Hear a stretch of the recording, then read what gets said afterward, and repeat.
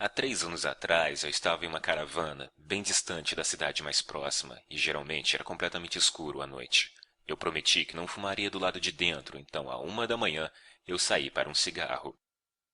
Depois de alguns minutos parado na escuridão, eu pude perceber que consegui enxergar claramente a minha mão, algo que eu não conseguiria fazer nas noites anteriores. Então eu olhei para cima, esperando ver o brilho da lua cheia.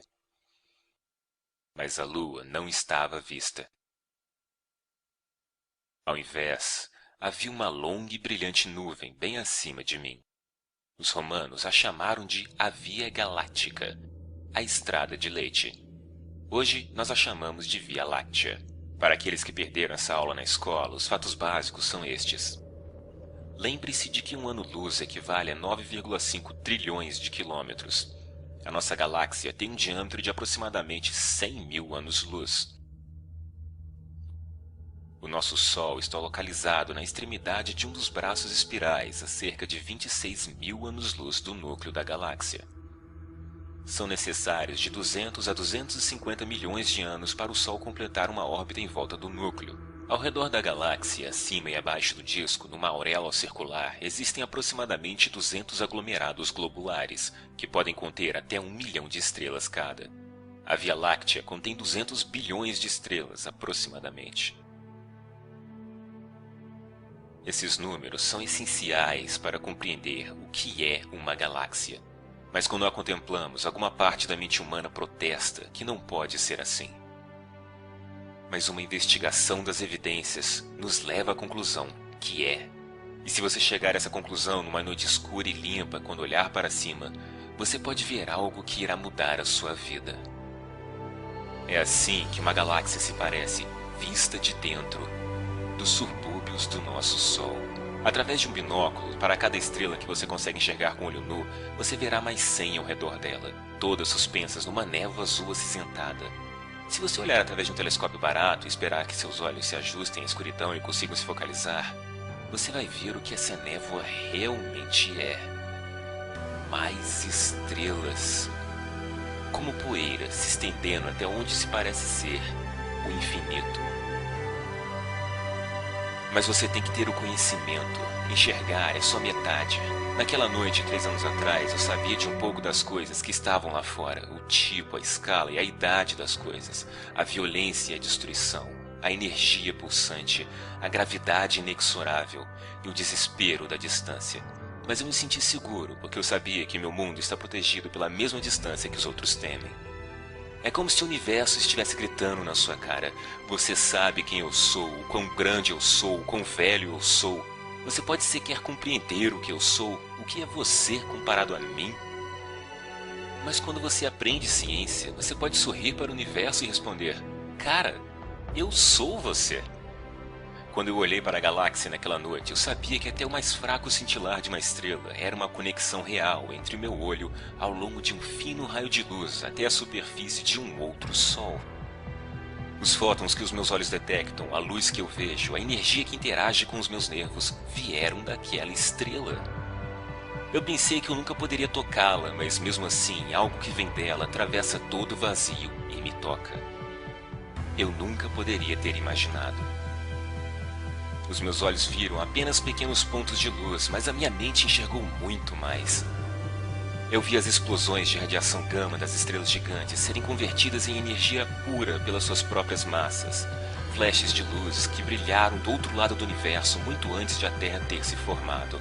Eu vejo o brilho invisível das micro-ondas da radiação de fundo deixado pelo Big Bang. Eu vejo estrelas vagando erroneamente a centenas de quilômetros por segundo e o espaço-tempo se curvando em volta delas. Eu até mesmo consigo ver milhões de anos no futuro. Aquele brilho azul irá explodir um dia, aniquilando todos os sistemas solares próximos, em um apocalipse que numa comparação faria a fúria dos deuses humanos parecer algo patético. Mas foi a partir de uma destruição dessas que eu fui formado. Estrelas morreram para que eu pudesse viver. Eu sou um produto de uma supernova. E você também.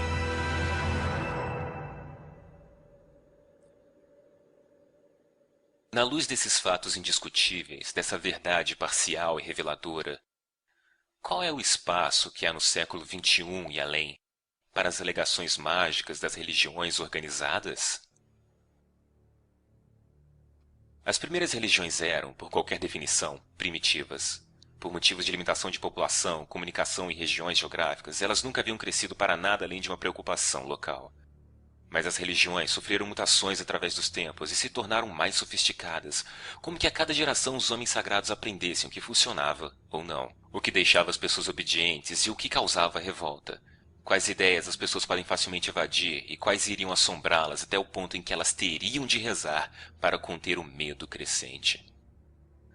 Quando a população cresceu devido ao desenvolvimento lento, porém certo do conhecimento, como se estivessem numa guerra, as religiões entraram numa corrida armamentista entre si.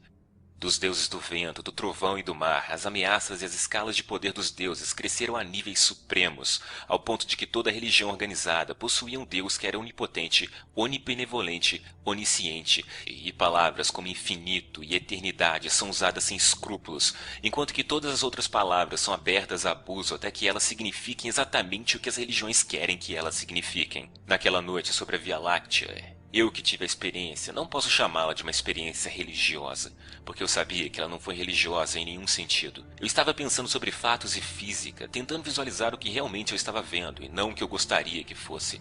Não existe uma palavra que exprima esse sentimento provindo dessa revelação científica e não mística. O motivo disso é porque toda vez que alguém sofre esse deslumbre, a religião a rouba, simplesmente dizendo: "Ah, você teve uma experiência religiosa." E os espiritualistas vão dizer a mesma merda. E eles sempre ficam enfurecidos quando um ateísta como eu diz que só pode ter essas experiências depois de ter rejeitado qualquer coisa sobrenatural.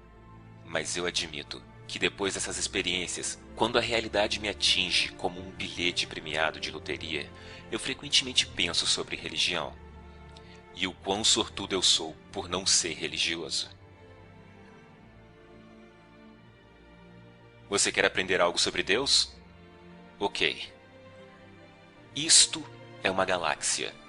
Se Deus existe, Deus fez isto. Olhe para ela, admire-a, aceite-a, se ajuste a ela, porque essa é a verdade e provavelmente não irá mudar muito. É assim que Deus fez as coisas. Deus provavelmente gostaria que você olhasse para ela, aprendesse sobre ela para tentar entendê-la. Mas se você não pode olhar, se você não quer nem tentar entender, o que isso diz sobre a sua religião? Como o bispo Ansel Andrews disse uma vez, quanto mais perto de uma igreja, mais distante de Deus. Talvez você precise se afastar da mesquita, se afastar da igreja, dos padres, dos omãs, dos livros, para ter qualquer chance de encontrar Deus. Esprema uma fração de uma galáxia na sua mente, então você terá uma ideia melhor do que está procurando. Quando você compreende, mesmo que parcialmente, a escala de uma única galáxia, você tem a impressão de desaparecer.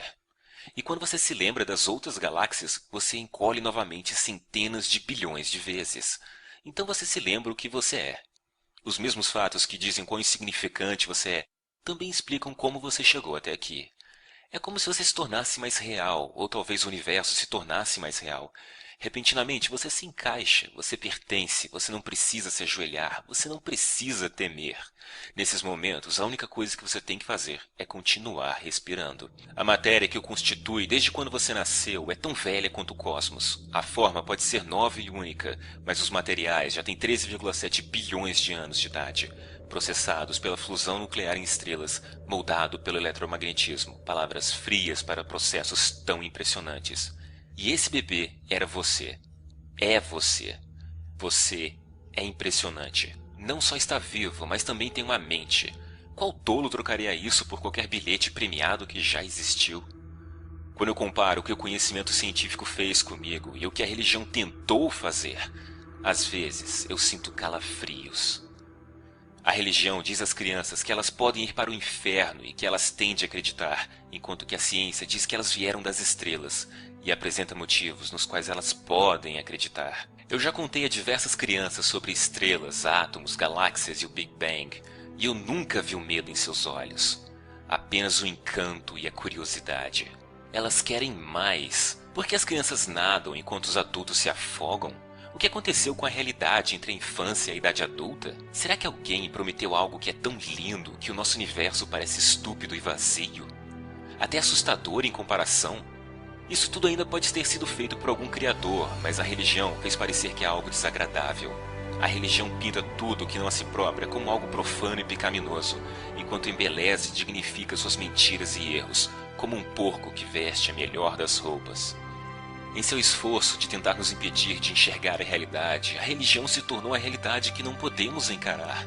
Veja o que a religião nos obrigou a fazer, com nós mesmos e para os outros. A religião roubou o nosso amor e a nossa lealdade e a deu para um livro, para um pai telepático que diz às suas crianças que o amor significa se curvar diante dele. Eu não sou pai, mas posso dizer que essas crianças vão crescer perturbadas. Não pode ser saudável para uma criança ou para uma espécie. Foi-nos dito há muito tempo atrás que só havia a Terra, que éramos o centro de tudo. Isso se mostrou uma mentira. Nós ainda não nos ajustamos a isso. Nós ainda estamos em choque. O universo não é o que nós esperávamos que fosse. Não é o que eles nos disseram que seria. Esse entendimento cósmico é novo para nós, mas não há nada a temer. Nós ainda somos especiais. Nós ainda somos privilegiados. Pode haver um paraíso, mas ele não será perfeito, e nós mesmos é que teremos de construí-lo. Se eu tenho algo que pode ser chamado de alma que precisa ser salva, então a ciência a salvou da religião.